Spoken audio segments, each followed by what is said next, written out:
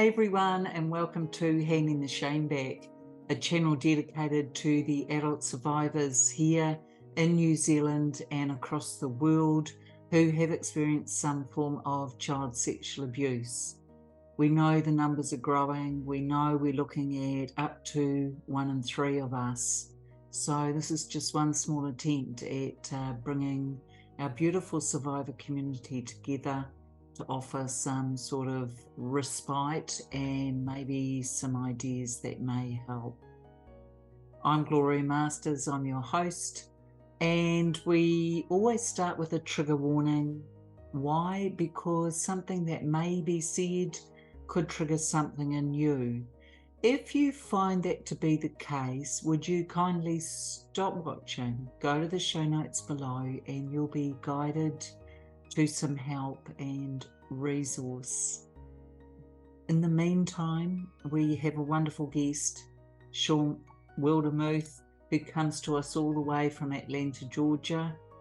He is, in no particular order, a survivor and author and a filmmaker, and delighted to welcome him on board. Hey, Shawn. I'm excited to be here. Thank you so much, and very late at night there, I believe.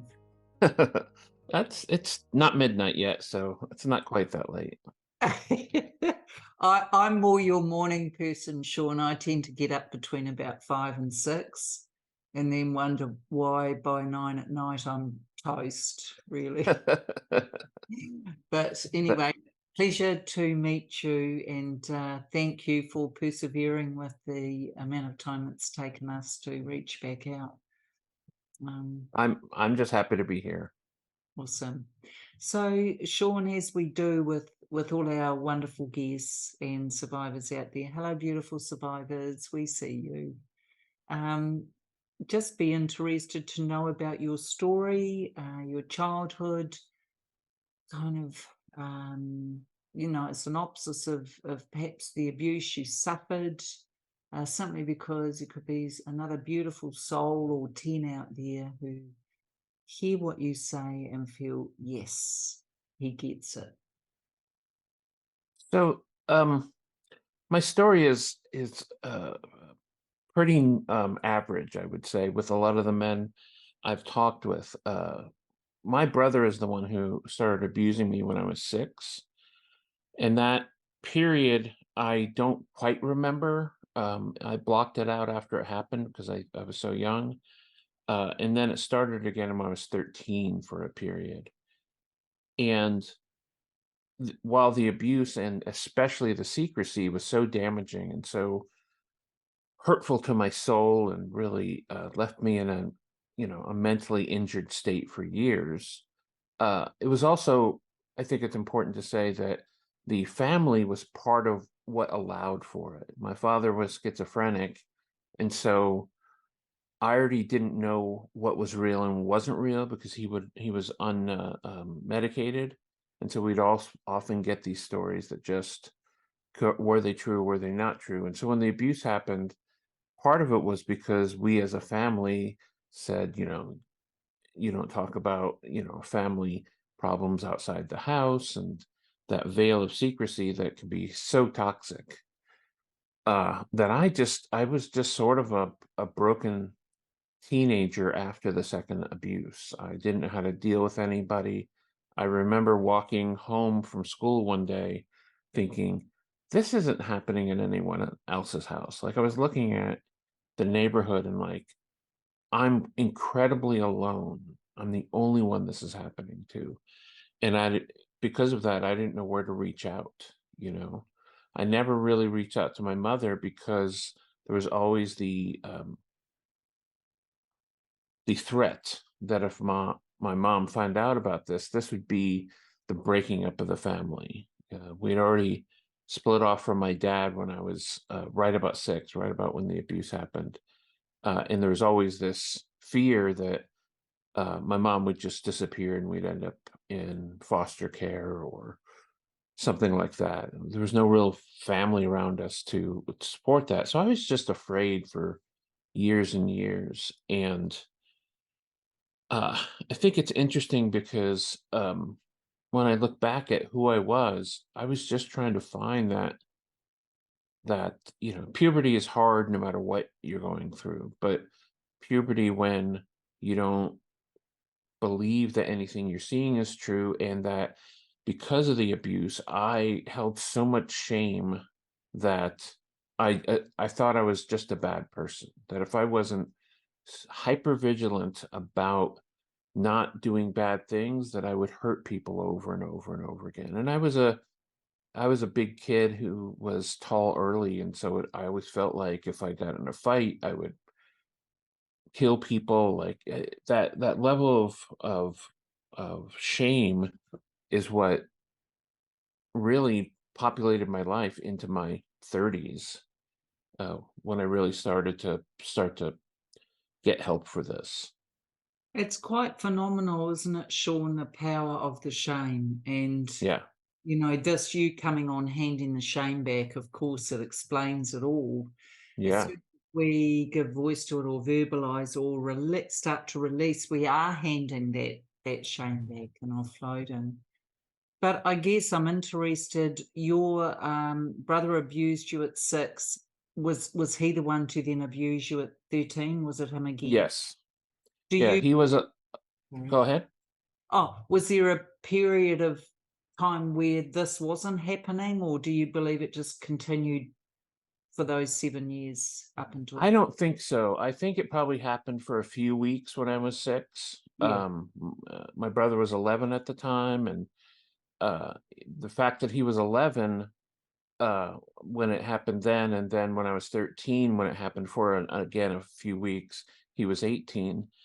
I don't think an 11-year-old doesn't learn this someplace. Like it started someplace, and it very well could have been my father. My father wasn't my brother's father, and so I wouldn't be surprised if that's where it came from. But it could have come from anywhere. We did not live in what I would call a safe space in general. There were always people around that we had heard might be touching little girls, and like it Oh, wasn't until my abuse became clear, I was like, oh, like there are predators everywhere, which sort of lent to the fear around it, mm. you know? It's huge, and I guess too, if you couldn't actually talk to your mother about it for fear of further impact in terms of destructive impact, that's quite a weight for a young person to carry. Yeah, Mm. yeah. And that to me is the interesting part about it, is that I was given all this supposed power of keeping the family together, and that at a very young age, knowing that that was sort of my responsibility, I became a really scared kid. That I had Yeah. to be super careful about everything. Wow. So And the it's only Sorry. Is it a role that you took on? We know that within dysfunctional families where abuse can live, the children within all take on a role. And it sounds Mhm. as though your role was to, I don't know, I suppose, keep the peace or keep it all together or, I've always talked about it as being the peacemaker. yeah. Like, some of that was like trying to keep my mom and dad from fighting when I was very young. And then after this, it was always about trying to keep everyone laughing so that no one could really talk about what was going on. And in the Yeah. meantime, you had to carry that and bear the weight of that and Hmm. not be able to be the real Sean because there was no safe space for you to take that load. Yeah, absolutely. It's the thing that wasn't being talked about. The elephant in the living room and all that. That um, it was just tough growing up, and I would like to say that doing this work, doing the different kind of work I'm doing to help heal that over the last 20, 25 years has absolved me of all that, but it hasn't. Like maybe 10 years ago, I I had to admit to myself I was no matter how much work I did, I wasn't going to be unabused. Like the scars were there. It was up to me whether I was going to tear them open it daily, right?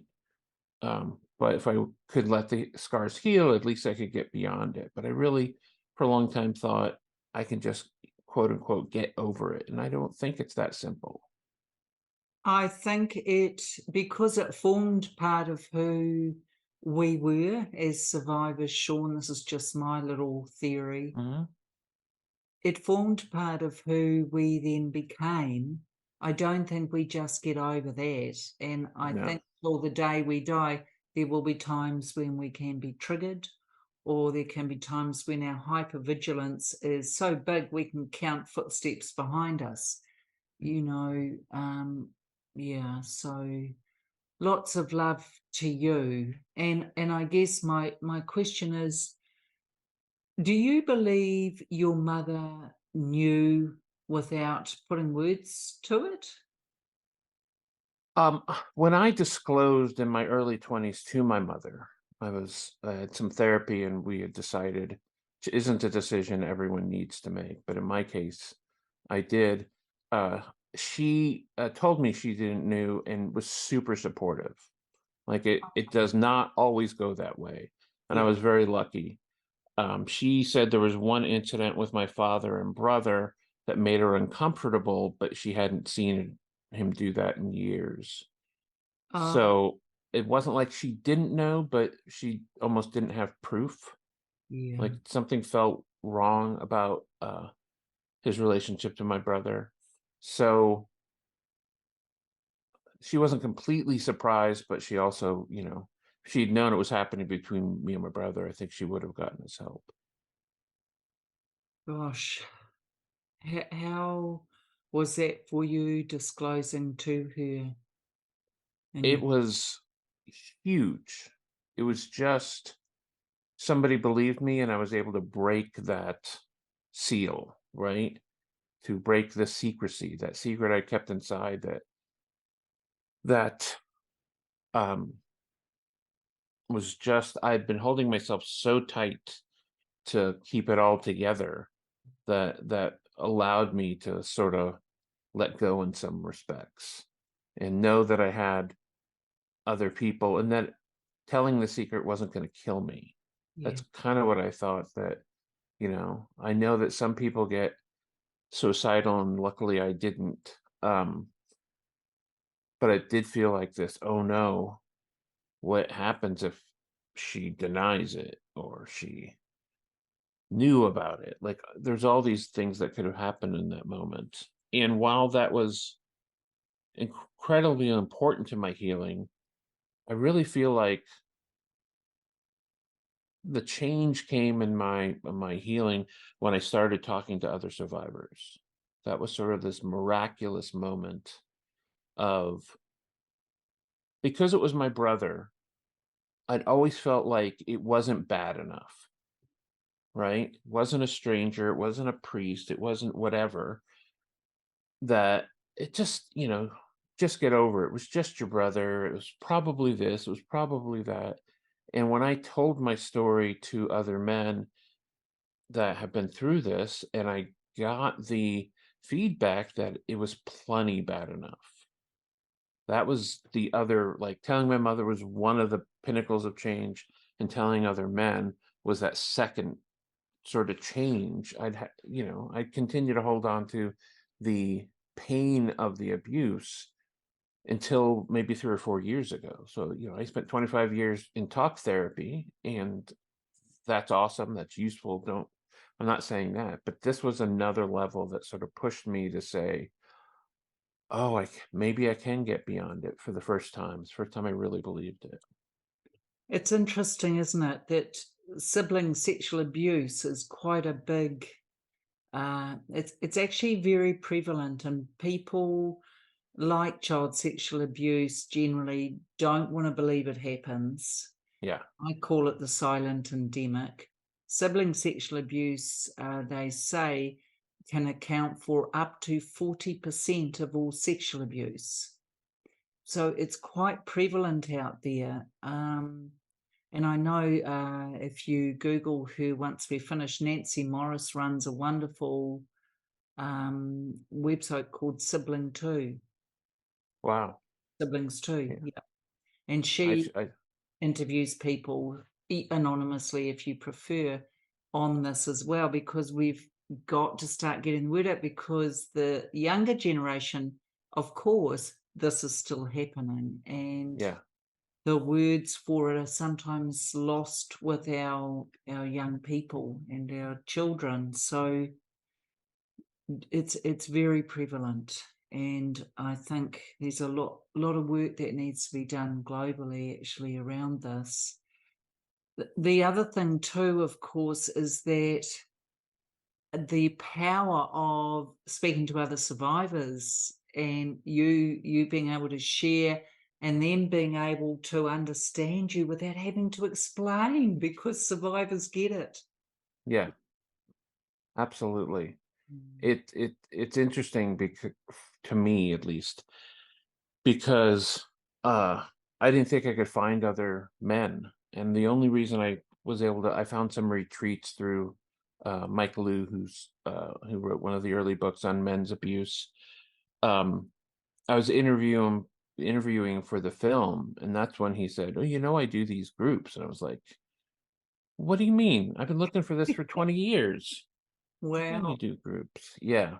Mm. And so that was like, oh, okay. I'm doing this for the right reason, and it's been kind of a whirlwind the last 5 years, with my healing journey. Um, but the reality is, even though I feel better most days, a lot of it's still there. One of the things that might be obvious on here is the thing I went to when the first abuse happened. I knew my brother was having problems with drugs and that my father was an alcoholic. And so I didn't want to do any of that. What I did instead was eat, because I thought there's no way I'm going to get addicted to eating. Well, that's not really how that works. And that's been a struggle my whole life as well. Mm. There's something about the me being heavy pushes people away, you know, Yeah. I become less possible that someone find me attractive, but there's also this, like, I have a barrier between me and other people, and uh, and I still struggle with that. Yeah, Still struggle with that. and thank you so much, because you're voicing what we haven't actually discussed on this show yet, and I applaud you for that. There's a lot of us who have experienced addictions. This is another addiction, is food. It's not often talked about, but things like bulimia, anorexia, um, the binge eating disorder, BED, they call it. So Mhm. there's a lot of those as well. And I think as survivors, what we can do, I used to have a binge eating disorder, it just filled me up so that the thoughts in my head got numbed.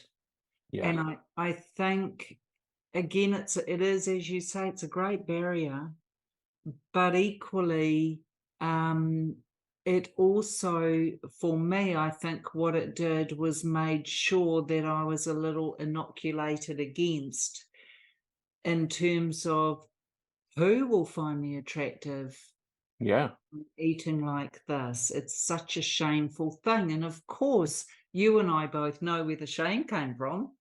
yeah, exactly, S- exactly. Yeah.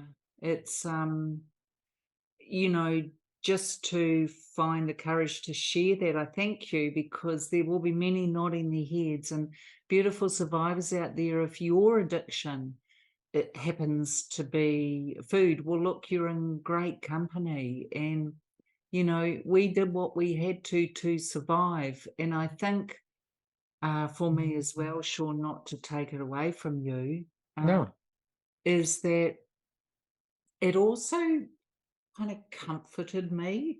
It gave me a sense of comfort, because partly I was starved, but it actually it just helped me to relax my whole central nervous system.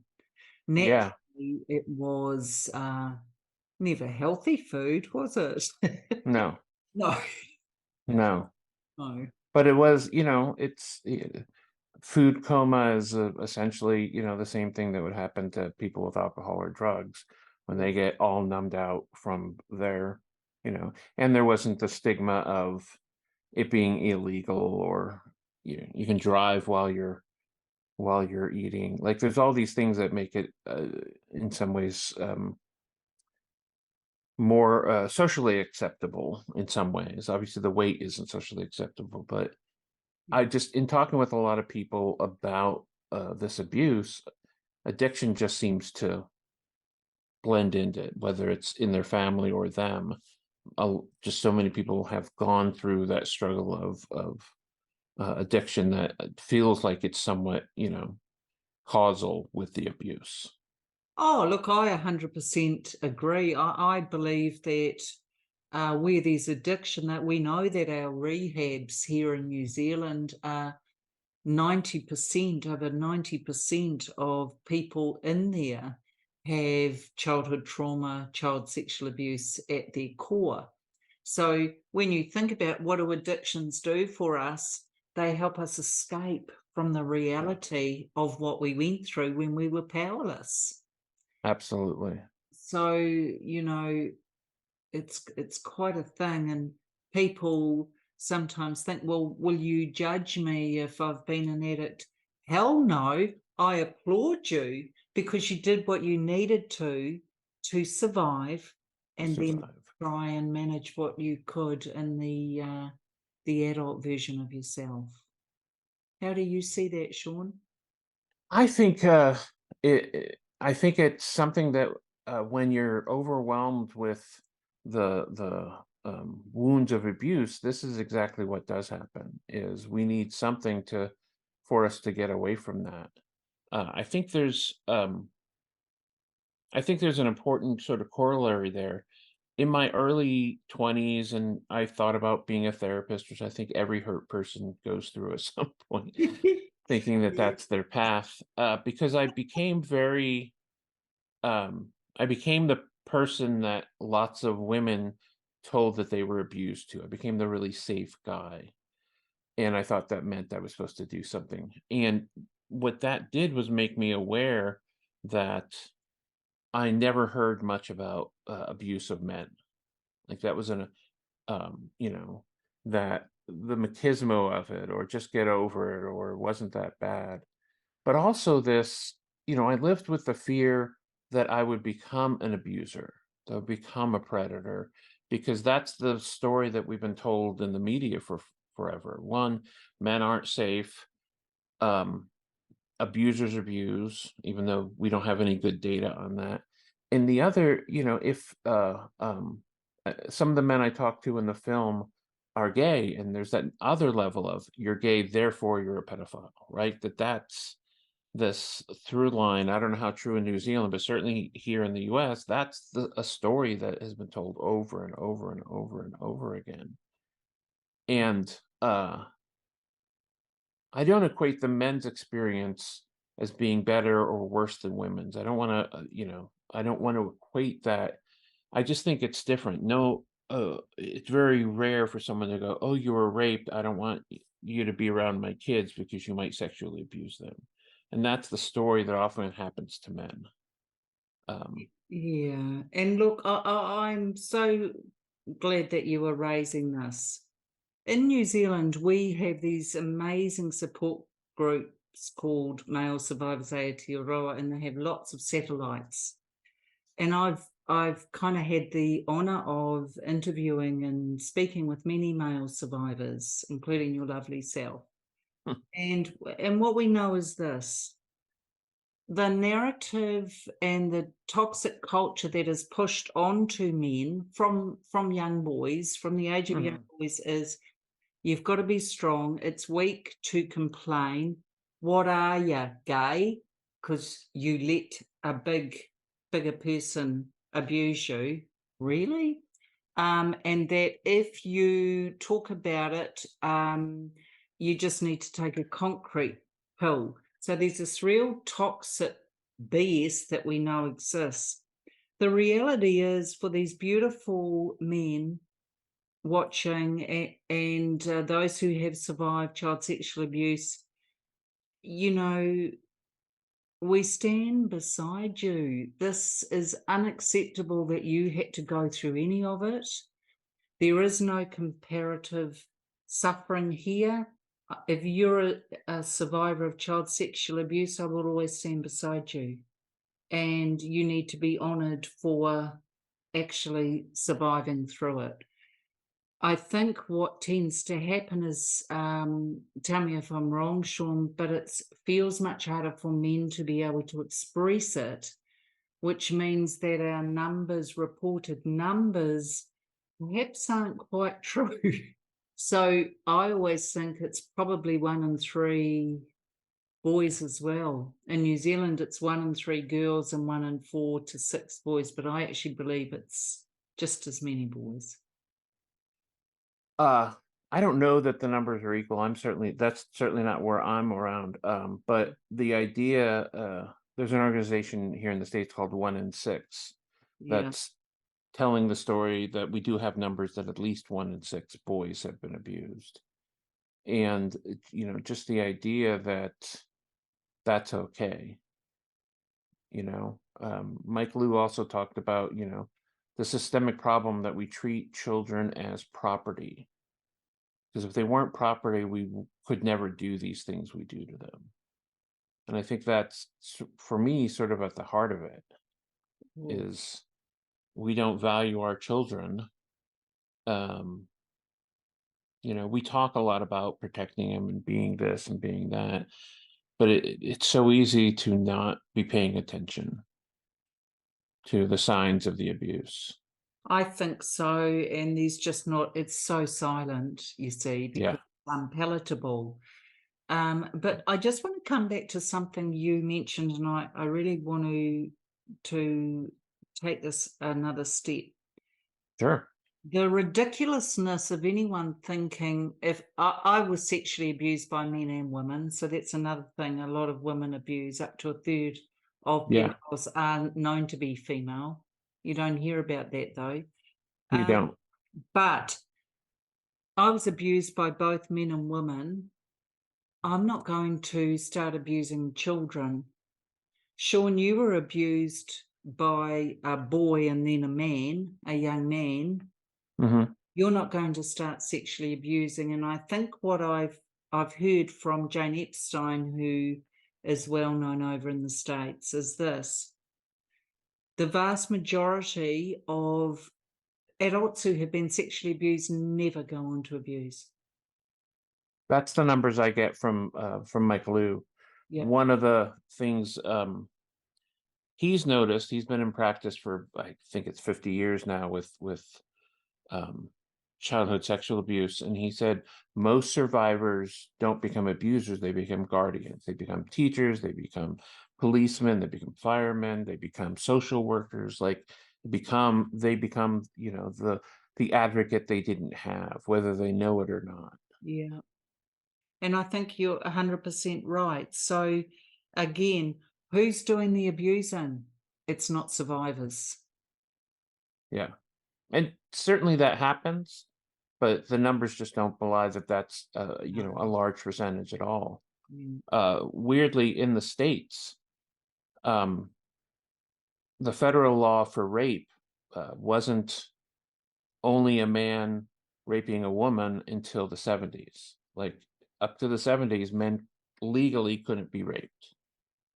Like that just blows my mind, that just as a society, we get stuck in that idea of, one of the things you mentioned about growing up male that I think sometimes we miss is there's a culture of, you're a man, you should always be up for sex.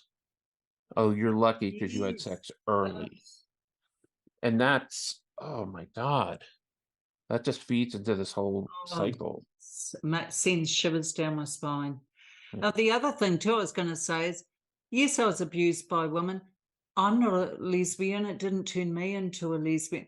Like we've got to stop doing this comparative thing. If you're a Yeah, male and you've been abused, high probability you won't go on to abuse. Same for women. I think absolutely. we need to stand together on this. And for the beautiful survivors watching, this is a really jam-packed interview. So I think you're very lucky today. Thanks, Shawn. What would you I want to come back to your brother if you're okay with Yeah. this. Did he ever admit, or were you ever able to discuss this with him, what he did to you? Not really. We had a moment 20 years ago where he apologized, but I don't know that he was apologizing for the abuse because he had done all sorts of stuff to us. Okay. It was stolen, broken in, like, so I don't really feel like I had that. But he's also not been uh sober for more than 24 hours over almost, his whole lifetime. He was Yeah. abusing drugs at 11, and he still, drinks a case of beer every night to go to sleep. So I'm not sure he'd even be capable. Like, um, I sort of gave up on that a long time ago, but I also don't have him in my life whatsoever. Like, Yeah. he just he's a he's just a non-entity to me because as much as I feel like I've done healing, I also know that is my right to protect myself from anyone, including family. Like, just because they're family doesn't mean they get to stick around. No, you have the autonomy and the independence and the choice. Actually, you never had a choice as a child. You have a choice as an adult to have in your life who you feel comfortable and safe with. I think our beautiful survivor family watching, please know that we're conditioned to accept anything other than what our instinct tells us. So as adults, you take the charge. You don't have to spend time with anybody that you don't want to. I think Absolutely. it's It takes. it's a Go long, ahead. hard road, isn't it, Shawn, to reach that? Yeah, yeah. I sort of ran away from home because I didn't think I could be in the family without him always being around. Uh, and so I think that was just part of my uh coping mechanism. Like, running away was easier than dealing with, my family on total. I was always still close with my mother and my sister.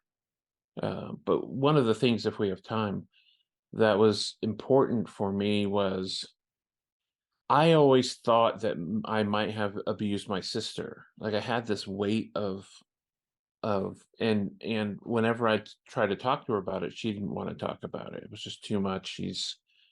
And I was like, okay, okay. And it wasn't until last year or 2 years ago, that we finally had the conversation. And she's like, no, you never abused me. But I think sometimes, in order to justify how bad we feel about ourselves, we assume that we must have done something awful to deserve this amount of shame. And I think that's what that was about for me. Yeah. So the self-talk was almost worse than anything anybody could do, because look at how damaging and unkind and judgmental and just cruel, actually, because that would be, I can see it in your face, Shawn, that would be a nightmare to carry around wondering, Yeah. did I do that? Yeah. And being fearful that I would be a predator, or whatever word you want to use. Probably the reason I don't have kids, and I've never been around or a lot of kids, at least not comfortably, because there was always that fear of, you're going to do this if you allow it to be around kids. You must be attracted to kids, even though I have no evidence of ever being attracted to kids sexually. It just I think um too, I understand what you're saying. I think too, you see, what happens is there's a part of you that's so strongly determined to never ever have another child go through what you went through, that you will consciously pull away. Yeah. But that is not fair, and it's not fair on you. But guess what, Shawn? It's not fair on the wonderful relationships you can have with friends of yours or family of yours that do have children, because children are such a gift. They're just hilarious. I, I've got friends who have got grandchildren. I'll just take us quickly down this route. And they sometimes bring them around, and I just love these little ones. Out of the mouths of the 2.5-year-olds come, "Not very impressed with you, Gloria." And I think, they're just a gift. So, Shawn, please, please let go of that. Let go of that, buddy. I can see you would have some fun with kids, and it's not okay that you're deprived of them. Yeah. Yeah, it's gotten better. I have two Yeah. nieces um, that I'm quite close with.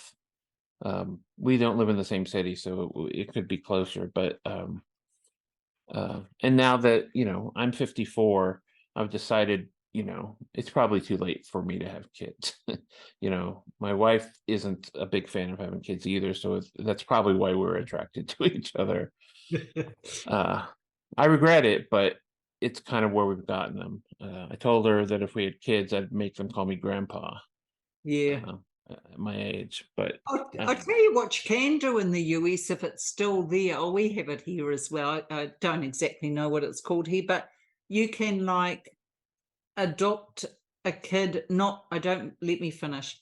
I mean, like one Saturday a month or one Saturday Mhm. fortnight, you go and take a kid to a ball game, or you teach them how to do something at your place, and if you Yeah, feel like you need backup so you feel more confident, you have your wife with you, but you just hang out with a kid who doesn't have good role modeling.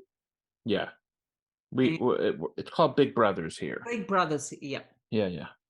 And there's big sisters as well. Yeah. I've actually tried to do that in the past, and it's been hard to get the local chapter here uh, to get it to work pretty quickly. So that is always something I think about. I might try again.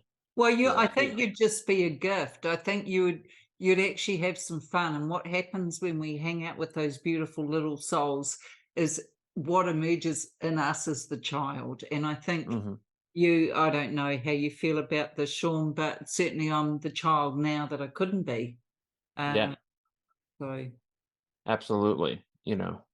Um, there's been a lifting of that darkness in the last few years where I could just where most days I can be okay, and that just wasn't the case for so many years. And through my adulthood, I always also picked the wrong people um, to get in relationships with, and to be not sexually abused, but I was physically abused in one relationship and then cheated on constantly in another. And all that shame kept me in those relationships because I was afraid to be alone, and all of that, yeah. all of that's there. Like it all has an origin story. Well, and I think too, you may have carried on that peacemaker role. Yeah.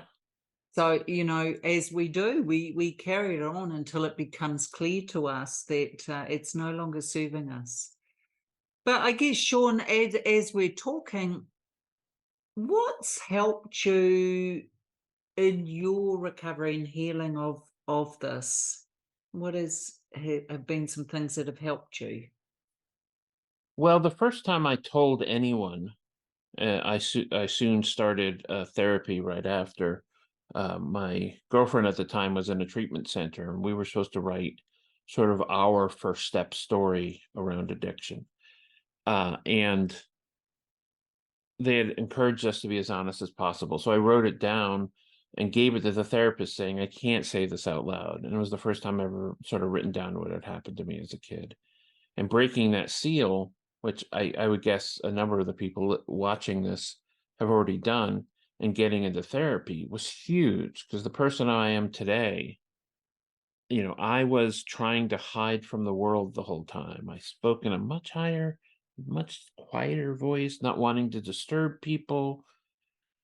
That was crucial early on. And the other big change for me, other than like getting medicated and not feeling depressed all the time and those sorts of things, was this ability to meet up with other people and talk about my abuse. Early on, that was with a 12-step program for people who had been sexually abused. SAA is what it's called. I don't know whether they have it there or not. And then in the last few years, being in this, I've been in this men's group for about 2 years now, and just having people that get what I'm talking about without judging me has been really probably the biggest change. You know, this movie that I'm going to release later this year is 8 men talking about their abuse together, Wow. and I thought that would be sort of the linchpin, but from the time I did the first interview to the time I did the last interview, I can see my change on camera. Like something really clicked as I started to talk to other men about this, because it was easy for me to talk to women, but I couldn't break out of that. Like I can hear your story because I've been through stuff, but also, I'm often have things in common with their abusers, frankly, even Well, if of it's just course, genitalia. we've got different plumbing.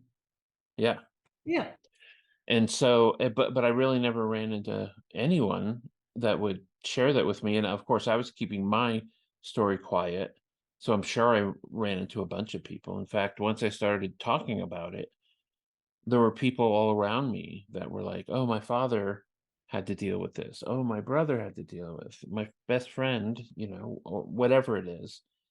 And that's when, that really made a change, that 1 in 6 number might be true, probably more than that, but at least 1 in 6, that, uh, and that abusers don't always, the guy in the trench coat with the van isn't where most abuse comes from. They look like hockey coaches. They look like family members. They, look like Well, the clergy. 100%, over 93% of abusers in our country are known to the child and family. Mhm. So they're either the family, part of the family, or they're well known to the child and family. So we've got to get rid of the stranger danger. It's not where it's happening. No, no. So, Shawn, what advice would you give to our beautiful men and women, but I Mhm. guess maybe survivors who are just trying to come to terms with this themselves, perhaps struggling with how to stay married or be in relationships, or what advice would you give to those that are having those days we all know which can be really challenging? Well, I think it's important to know there isn't a magic trick, right? There's no panacea that is just going to be better. For me, I always strive to be better the next day. Like one day, just be a little bit more healed, and that means have only allowing people around you that you really trust. Like if you're in a relationship, or your family members or people at work aren't people that you feel is safe, because it took me a long time to trust my instinct. Right? I didn't think I could trust my instinct. If someone feels weird to you, don't trust them. Like, it's okay. You do not have to like everybody, and you do not have to make yourself available to anybody. That's not the way it happens. Certainly things like therapy can help, and groups, but on that day-to-day basis, know that uh the sexual abuse was bad enough for you to feel the way you are. And sometimes getting through the end of the day is all you can muster, and that's okay. It's not about, I should be better now, or it wasn't that bad, or it wasn't a big deal. When I look around my life, I was just re-injuring myself by finding some of the same people in my life, whether that was romantic relationships or friend relationships. I found that I kept on getting in relationships with friendships with men who were conniving liars, all the things that my brother did. They never sexually abused me in those, but all that other stuff that allowed the sexual abuse was also there. Yeah. And it may not have been sexual abuse, but it might have been emotional abuse or physical Absolutely. abuse. So we have a radar, don't we? And it says, do what you like. Yeah. I'm used to it. So I guess, Shawn, I'd love to, just as we're going into closeout, would you like to tell us about, you're an author, you're a filmmaker. Would you like to, I've got your links, but to put in our show notes, but anything you'd like to share with us? Have you got a copy of your books or anything you'd like to share with us today?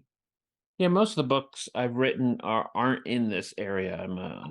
They're technical books, but over the last, I guess it's 10 years now, I've been making films, and this last film I've been working on, which is really this conversation. I found that most of the other documentaries about abuse and even abuse of men were too interested in the abuse to be titillated by what happened to these people, and so it was important for me to make a movie that was about what happened and to have that hope that there is healing through this, that it isn't just this is a broken person, look at them, look how weird they are. It's that we were broken as kids, and that at the end of the day we can survive and maybe we can thrive.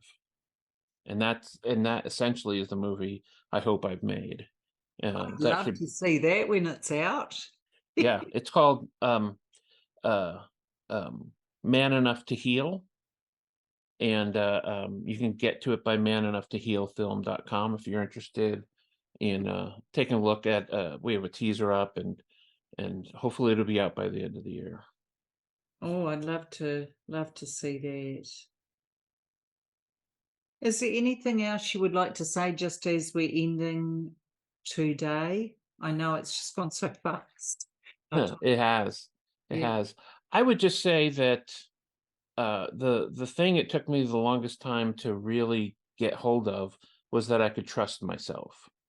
I could trust myself not only not to be an abuser, but that my instincts are okay, and that I'm a good person. Like um uh trust that little voice in my head that was like, you don't have any evidence you're a bad person. Why do you still think it?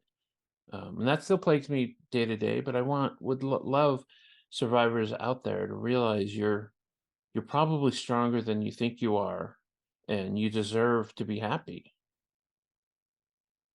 And Shawn, just as we're finishing, there's no doubt you're a wonderful person because not only are you generous and humane and have such compassion and empathy for survivors, but you're actually making a documentary about it.